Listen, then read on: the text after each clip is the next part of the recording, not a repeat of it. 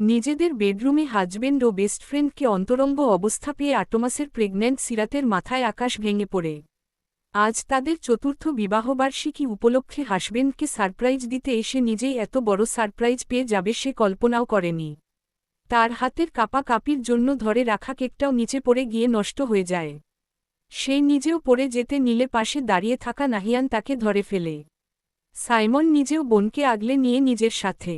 তারপর হুঙ্কার দিয়ে ডেকে ওঠে, তাসফিন অনন। সাইমনের এমন হুঙ্কার শুনে তাসফিন ও লিজা, সিরাতের বান্ধবী, জনেরই ধ্যান ভঙ্গ হয়।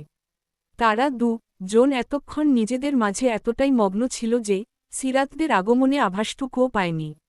তারা জনও এই অসময়ে সিরাত, তার ছোট ভাই সাইমন ও ইন্সপেক্টর নাহিয়ান মাশরুককে, সিরাতদের প্রতিবেশী, দেখে হকচকিয়ে যায়। তাসফিন তাড়াতাড়ি করে লিজার উপর থেকে সরে এসে নিচ থেকে নিজের প্যান্ট পরতে বলে, সিরাত, তুমি এখানে এই অসময়ে? তুমি না টা দিন ওই বাসায় থাকবে বলেছিলে? সিরাত অশ্রুসিক্ত লোচন নিয়ে তাচ্ছিল্যের হাসি দিয়ে বলে, কেন, এসে সমস্যা করে দিলাম বুঝি? আচ্ছা চলে যাচ্ছি, তোমরা প্লিজ কন্টিনিউ করো তোমাদের কাজ। কথাটা শেষ করে সে নাহিয়ান ও সাইমনকে বলে, সাইমন, নাহিয়ান ভাইয়া চলেন আপনারা। বড্ড সমস্যা করে দিয়েছি তাদের এই অসময়ে এসে। চলেন। ওদের জনকে রেখেই সিরাত নিজের পেট চেপে ধরে টলমল পায়ে আগে হাঁটা শুরু করে।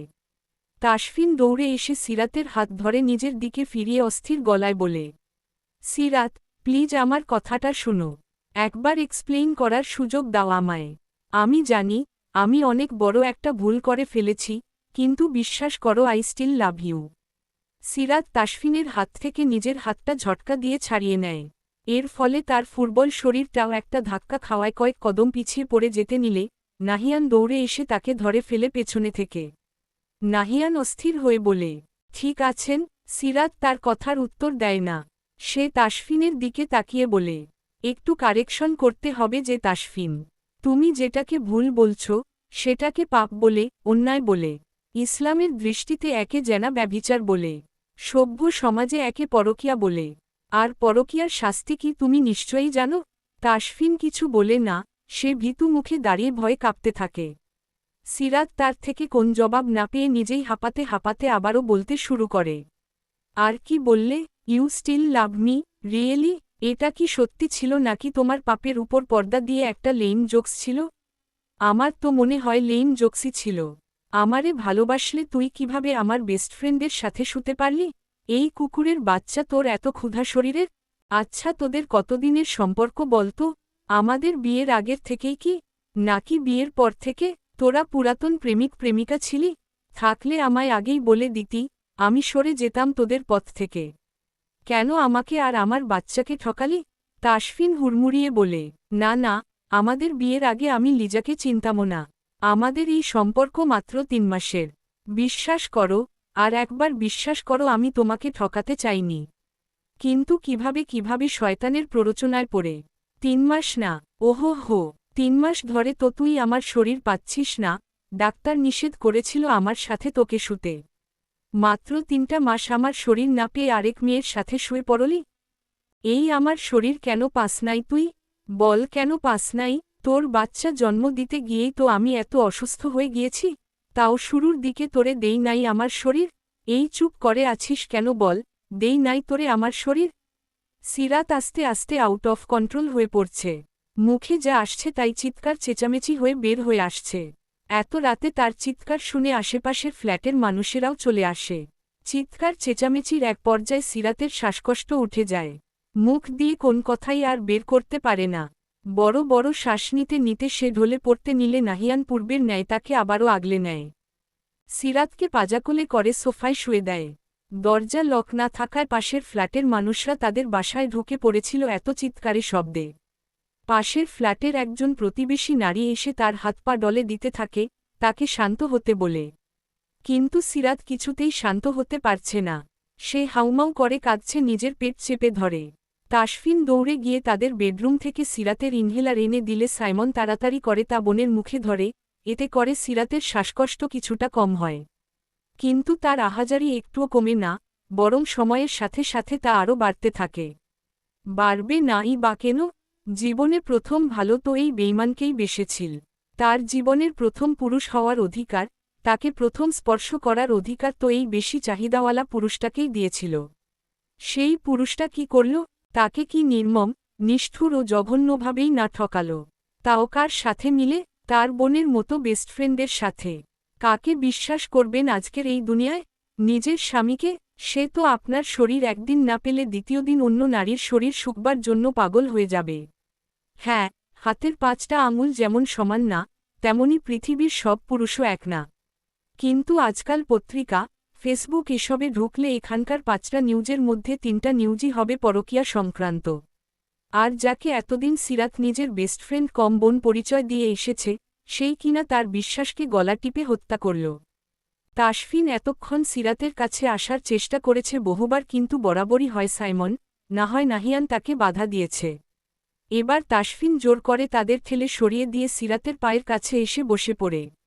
সে সিরাতের পা চেপে ধরে হাউমাউ করে কাঁদতে কাঁদতে বলে, I am sorry Sirat, I am really very sorry.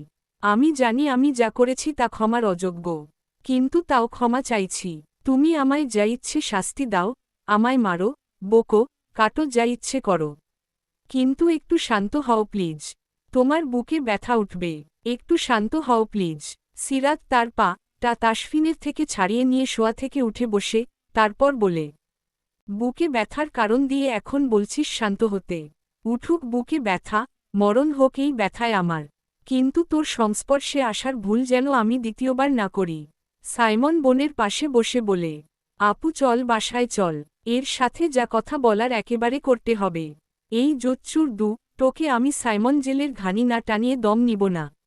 Simon সিরাতকে ধরে দাঁড় করাতেই সিরাতের 2 পা বেয়ে দরদরিয়ে রক্ত পড়তে থাকে। পেটেও মোচড় দিয়ে ব্যথা করে ওঠায় সিরাত, আহ মা গো বলে পেট চেপে ধরে বসে পড়ে পুনরায় সোফায়। সবাই তার এহেন আর্তনাদে হকচকিয়ে যায়। তাসফিন যেহেতু তার পাশেই দাঁড়ানো ছিল, সেই প্রথমে দেখতে পায় সিরাতের রক্তক্ষরণের বিষয়টা। সে নিজেও বেশ ঘাবড়ে গিয়েছে। পাশের বাসার প্রতিবেশী মহিলাটি বলে, হায় আল্লাহ, রক্তপাত হওয়া তো ভালো লক্ষণ না এই সময়ে, তাড়াতাড়ি ওকে হসপিটালে নিয়ে যান, না হলে মিসক্যারেজসহ বাচ্চা ও মাদু জনেরই জানের ঝুঁকি হবে। মহিলাটির কথা শুনে তাসফিন সিরাতকে কোলে তুলতে নিলে সিরাত ব্যথায় কাতরাতে কাতরাতে বলে, আপনার অপবিত্র শরীর নিয়ে আমায় স্পর্শ করবেন না, আমি অপবিত্র কারো স্পর্শ নিয়ে মরতে চাই না। সিরাতের কথা শুনে তাসফিনের পাজোড়া সেখানেই থমকে যায়। নাহিয়ান একটা পানির বোতল সাইমনের দিকে বাড়িয়ে দিয়ে বলে, এটা উনার চোখে মুখে ছিটা সাইমন। কথাটা শেষ করে সে বোতলটা সাইমনের হাতে দিয়ে গাড়ি স্টার্ট করে, আর অন্য হাত দিয়ে নিজের বাম চোখের কোণে জমা হওয়া পানিটুকু মুছে নেয়। রাত অনেক হওয়ায় ব্যস্ততম নগরী ঢাকা প্রায়ই ফাঁকাই এখন। সারাদিনের ব্যস্ততা ভুলে গিয়ে এই শহরে বসবাস করা মানুষদের একটা বড় অংশ আশ্রয় নিয়েছে নিদ্রা দেবীর কোলে। 20 মিনিটের মাথায় সিরাতকে হসপিটালে নিয়ে আসা হয়। রাস্তায় সিরাতের জ্ঞান ফিরে এসেছে, কিন্তু সেটাও না ফেরারই নামান্তর। নাহিয়ান নিজে আগে নামে, তারপর সিরাতকে কোলে করে নামায়। সেই অবস্থাতেই দৌড়ে চলে হসপিটালের ভেতরে। চিৎকার করে ডাকতে থাকে কর্তব্যরত নার্স ডাক্তারদের। একজন নার্স তাদের দেখতে পেয়ে তাড়াতাড়ি করে একটা স্ট্রেচার এনে দিলে নাহিয়ান সেটাতে সিরাতকে শুয়ে দেয়। আরেকজন নার্স গিয়ে একজন ডাক্তারকে ডেকে নিয়ে আসে। সে সিরাতের কয় মাস চলছে জেনে তাকে তাড়াতাড়ি ওটিতে নিয়ে যেতে বলে। সিরাতকে ওটিতে নিতে গেলে সিরাত নার্সদের থামিয়ে দেয়। তারপর চোখটা কোনোমতে খুলে নাহিয়ানকে ডাক দেয়। নাহিয়ান দৌড়ে তার কাছে আসলে সিরাত নিজেই তার ডান হাতটা চেপে ধরে। তারপর খুবই ক্ষীণ গলায় বলে, যাওয়ার আগে আপনাকে একটা দায়িত্ব দিয়ে যাচ্ছি নাহিয়ান। আমার কিছু হয়ে গেলে আমার বাচ্চাটাকে দেখেন প্লিজ। আমার মন বলছে আমি আর ফিরব না। আমার এই একটা কথা রাখিয়েন প্লিজ। হ্যাঁ, আর শুনুন, একটা লাল টুকটুকে পরি দেখে বিয়ে করে নিজের জীবনটাকে সুন্দর করে সাজিয়েন, যেমনটা সাজিয়েছিলেন ডায়েরির ভাজে। ডায়েরির কথা শুনে নাহিয়ানের চোখজোড়া বড় বড় হয়ে যায়। তাকে এমন করতে দেখে সিরাত এত কষ্টের মাঝেও হেসে দেয়। তারপর বলে, দুঃখিত, আপনার পারমিশন না নিয়েই আপনার ব্যক্তিগত ডায়েরি পড়ে নিয়েছি। আজ বিকালে যখন আন্টি আমায় আপনাদের বাসায় গিয়েছিল, তখন ফুলি, নাহিয়ানদের বাসার কাজের মেয়ে, আপনার রুম থেকে কিছু অপ্রয়োজনীয় কাগজপত্র এনে ড্রয়িং রুমে রাখছিল। সেখানেই আপনার ডায়েরিখানা আমি পাই। কৌতূহলবশত ডায়েরিটা নিজের সাথে নিয়ে এসে পড়ি। ভাগ্যিস পড়েছিলাম, না হলে এত সুন্দর আর পবিত্র অনুভূতির কথা না জেনেই চলে যেতাম হয়তো। চলে যেতাম, কথাটা শুনে নাহিয়ান আর নিজেকে আটকে রাখতে পারে না। সে হাঁটু গেড়ে সিরাতের সামনে বসে পড়ে। তারপর সিরাতের ধরে রাখা হাতটা নিজের 2 হাত দিয়ে শক্ত করে ধরে কাঁদতে কাঁদতে বলে, কই যাবে তুমি? কোথাও যাবে না। একবার হারিয়েছি তোমায়, তখন অন্তত তোমায় বছরে একবার চোখে দেখতে পেতাম। আমার মন এটা জেনে স্বস্তি পেত, তুমি যেখানেই আছো, যার সাথেই আছো, ভালো আছো, সুখে আছো। কিন্তু আবার হারাতে পারবো না। তুমি কোথাও যাবে না। বেবি হয়ে যাওয়ার পর আমি তোমাকে তাসফিনের সাথে ডিভোর্সের ব্যবস্থা করাবো। তারপর আমরা বিয়ে করে আমার ডায়েরিতে সাজানো সংসারের মতো করে স্বপ্নের সংসার করব। প্লিজ রাতপাখি, আর হারিয়ে যেও না। আমি এবার বেঁচে থেকেও মরে যাব। মরবেন না। আপনাকে বাঁচিয়ে রাখার জন্য আমার অংশকে আপনাকে দিয়ে যাচ্ছি তো। কি দেখে রাখবেন তো আমার অংশকে? নাকি তাসফিনের সন্তান ভেবে তাকে অবহেলার পাত্র করে দিবেন? না না, তোমার অংশ আমার কাছে আমার সন্তান হয়ে বড় হবে। কিন্তু ওকে বড় করার জন্য, ওকে সুন্দর একটা জীবন দেওয়ার জন্য আমার তোমাকেও প্রয়োজন। প্লিজ ফিরে এসো আমার কাছে। আমার অনেক দিনের ইচ্ছে তোমার, আমার আর আমাদের পুচকিকে নিয়ে সুন্দর একটা সংসার তৈরি করার। সিরাত হালকা একটা মুচকি হাসি দিয়ে বলে, সকলের সব ইচ্ছে কি পূরণ হয় দারোগা মশাই? নিয়তির পরিহাসে আমাদের সকলকেই কোন না কোন অপূর্ণ ইচ্ছে নিয়েই মৃত্যুকে আলিঙ্গন করে নিতে হয়। সিরাত আর কিছু বলতে পারে না, তার আবারও শ্বাসকষ্ট শুরু হয়ে যায়। ডাক্তার তাকে নার্সদের নির্দেশ দেয় সিরাতকে তাড়াতাড়ি করে ওটিতে নিয়ে যেতে, আর সিরাতকে অপারেশনের জন্য তৈরি করতে। সিরাতকে নিয়ে যেতেই নাহিয়ান আবারও হাউমাউ করে কাঁদতে থাকে। সাইমন তার পাশে বসে তার কাঁধে হাত রাখতে নাহিয়ান সাইমনের দিকে ঘুরে তাকে জড়িয়ে ধরেই কাঁদতে থাকে। বেশ কিছুক্ষণ কাদার পর তার নজরে আসে হসপিটালের করিডোরের এক কর্নারে দাঁড়িয়ে তাসফিনও কাঁদছে। সিরাতরা হসপিটালে আসার মিনিট 5 পরই তাসফিনও সেখানে এসে উপস্থিত হয়েছে।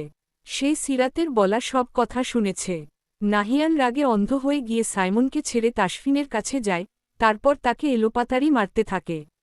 তাসফিন নিজেকে বাঁচাতে নিজেও নাহিয়ানকে কয়েকটা দেয়, কিন্তু পুলিশের কঠোর প্রশিক্ষণ প্রাপ্ত নাহিয়ানের শরীরে এগুলো নিতান্তই সুরসুরিয়ে ন্যায় লাগে। তাদের জনের চিল্লাপাল্লার শব্দে কয়েকজন নার্স, ওয়ার্ড বয় আর সাইমন এসে তাদেরকে একে অপরের থেকে আলাদা করে।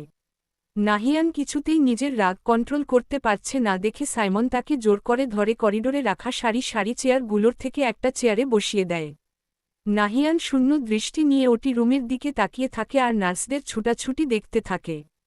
কতক্ষণ পরপর এক করে নার্স বের হচ্ছে আর ট্রে ভর্তি করে রক্তাক্ত তুলো এনে ফেলছে। কিছুক্ষণ পর একজন ডাক্তার জন নার্সের সাথে চিন্তিত ভঙ্গিতে কথা বলতে বলতে ওটির রুম থেকে বের হয়। তারা বের হতেই নাহিয়ান ও সাইমন দৌড়ে তাদের কাছে গিয়ে দাঁড়ায়। তাসফিনও তাদের পেছনে পেছনে আসে ডাক্তারের কাছে, শুনতে ডাক্তার কি বলে। ডাক্তার বলে, দেখুন, আপনাদের মিথ্যে সান্ত্বনা দিতে চাই না। পেশেন্টের আগেই হয়তো হার্টের সমস্যা ছিল। কোন একটা শক পেয়ে সে হার্ট অ্যাটাক করেছে।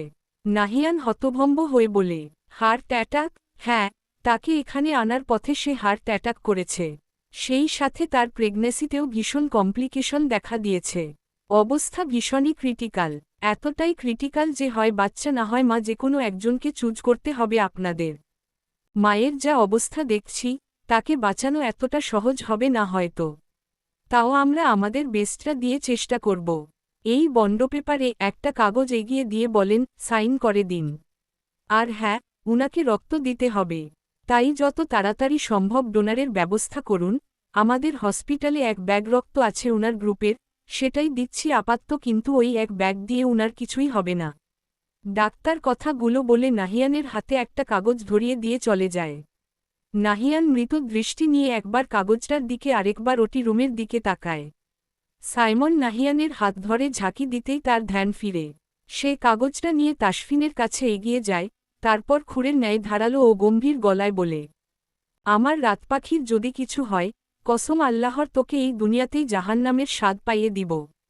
এখন চুপচাপ এই কাগজে সাইন কর। উহু, একটা কথাও না, just sign this papers bastard.